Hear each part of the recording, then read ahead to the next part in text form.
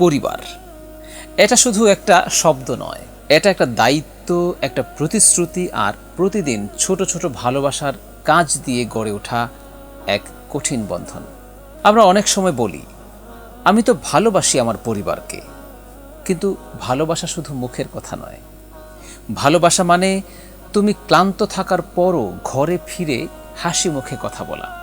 ভালোবাসা মানে তুমি সবার জন্য সময় বের করো, এমনকি নিজের কাজ রেখে।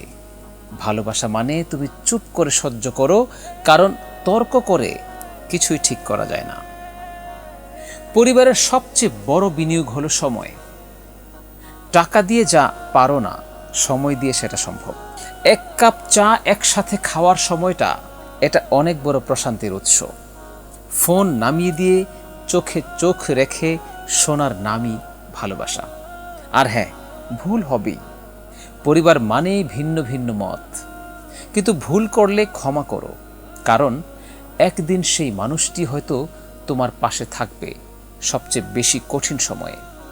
অনেক সময় আমরা চাই সবাই বদলে যাক, কিন্তু সবচেয়ে বড় পরিবর্তন শুরু হয় নিজেকে বদলানো থেকে। যদি ধৈর্য ধরো, যদি সহ্য করো, যদি বুঝার চেষ্টা করো, তাহলে সম্পর্ক বাঁচে।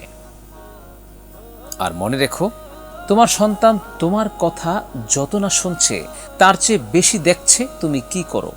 তুমি যদি ঝগড়া করো, ওর ভেতরে রাগ জন্মাবে। তুমি যদি সম্মান দেখাও, ও শিখবে ভালোবাসা কাকে বলে। পরিবারের সুখ এটা একটা দলবদ্ধ চেষ্টা, যেখানে একদিন তুমি চুপ করে গেলে আরেকদিন কেউ তোমার জন্য চুপ করে যায়।